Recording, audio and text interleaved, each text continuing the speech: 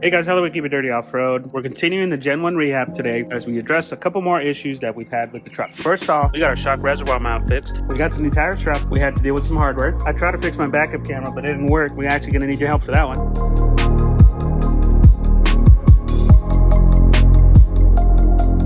Now first we're gonna start off with the shock mount tabs.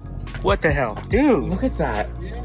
It just snapped. We let SVC know that those broke and they got us taken care of that same week.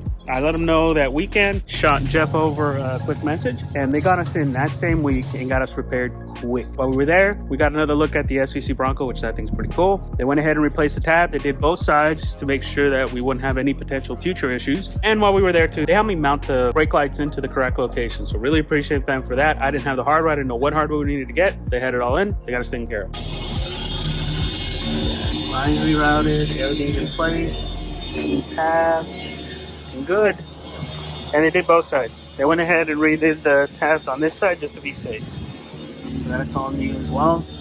Everything's looped. Thanks again, SVC. You guys are awesome. Get me in quick, taking care of right. And this is why we went with SVC, guys. We know we're in good hands with them. Customer service is very important to them. Because we had damaged our lines, we went ahead and repaired those. Now, we did kind of a DIY repair. We did some rubber with some tape, put it around there. I know it's not correct, but we couldn't find the correct materials to do it. I know that they sell a tape out there that you can use for high pressure lines that's also very thick so it can protect the line. We couldn't find it. We asked a few people. Hopefully we do find out where it is and we'll get it added on there, but for now I think this is gonna be a good temporary fix. We gotta protect the lines, otherwise we're gonna lose it. I'm using some rubber and this shit ain't sticking. There's supposed to be some actual wrap you're supposed to use for this, but we asked a few people, nobody told us what is the correct wrap, so we're just gonna use some electrical tape for now and then do it correctly later. Just need to fix it now. Got this. I know this is not correct. Don't fucking sue me for this shit, guys. But I gotta get something on here to protect these. That should be good. Okay, now to do this one. Trim up a little bit. Gotta fix this big old patch right here. That one's pretty massive. Okay.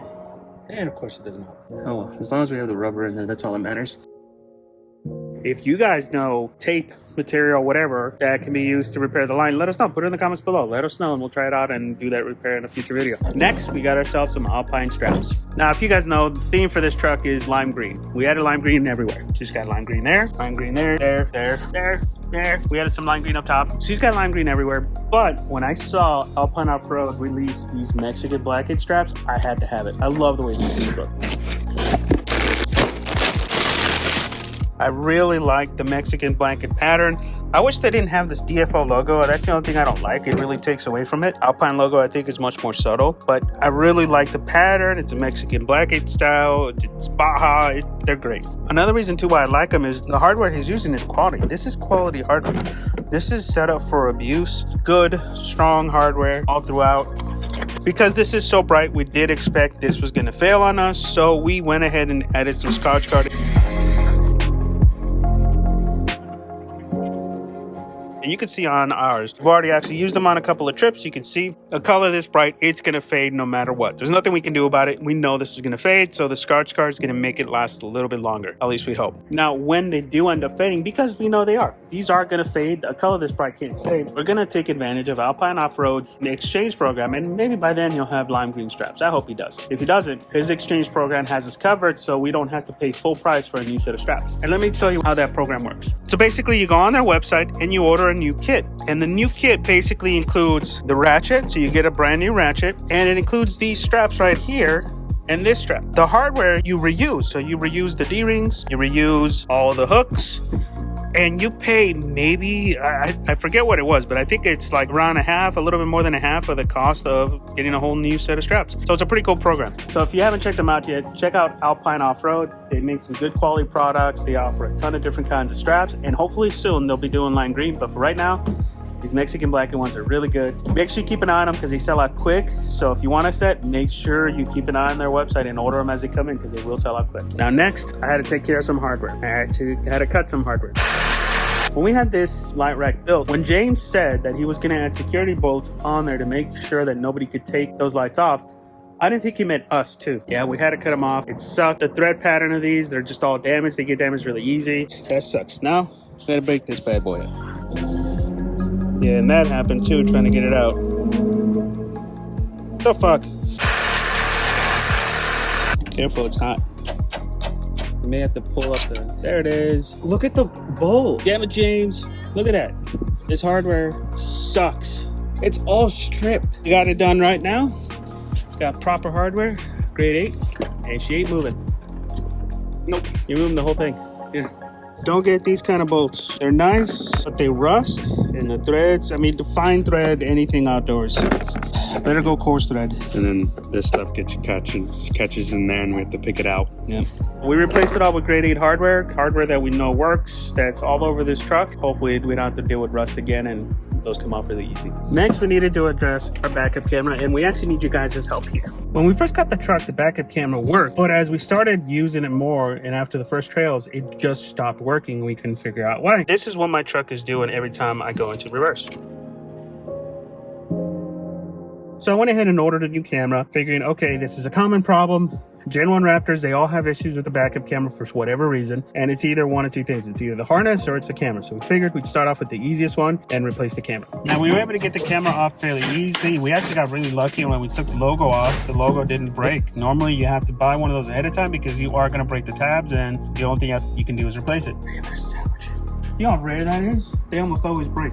So we were able to get it off, inspected the camera. Everything looked good with the old camera. Put the new camera on, nothing. It was actually worse. Instead of glitching how my current system was, the new camera was just black. There was nothing there. So that was really frustrating. I figure at that point, maybe my camera's good or the new replacement camera is bad. So we sent the replacement camera back to Amazon. It was a generic one. It wasn't an OEM one. So maybe that's the reason. And then we started looking at the harness. Now, if you look at most videos online, they tell you that it could be one of two things, right? It's either the camera or the harness. We started looking at the harness to see maybe if that's the problem. My harness actually looks like it's in pretty good shape. We haven't gone in there and opened it up. Everything looked like it's in good shape. So then we started looking under here, taking a look at all this stuff. And for the most part, everything looked okay. There was no damaged cables. There was no frayed cables. This is the actual cable coming out. Nothing looked out of the ordinary until we started looking at those cables. See that one?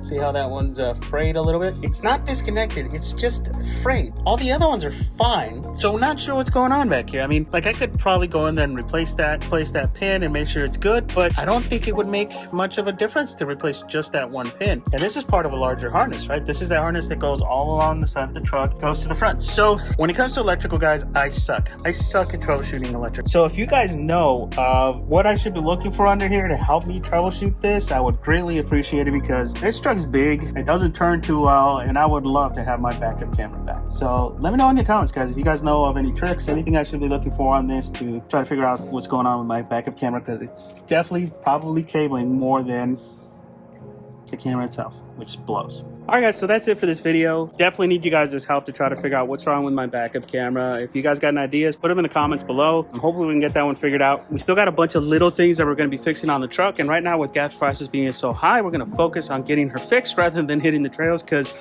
an off-road trip is like $600 right now for us. It gets expensive when you're doing 8 miles per gallon, which really sucks. But we are going to go back out there. So we're going to finish the rehab. I may even add some more lime green. I got some ideas there on how to do it. And we're also going to be doing a slightly different format coming up in the videos. I'm be doing a little bit more shorter format, doing specific videos to specific areas that we're fixing on this truck, because we're getting a lot of questions about, hey, where's this section of the video? Where's your trimming of the video? Where's this? Where's that? In the rehab videos. So we're going to start condensing them, making them much smaller to make it more manageable too, because I'm getting a little burned out on these long format videos. So, all right, guys, that's it for this video. Thank you for watching. Please consider subscribing, and we'll see you guys on the next one.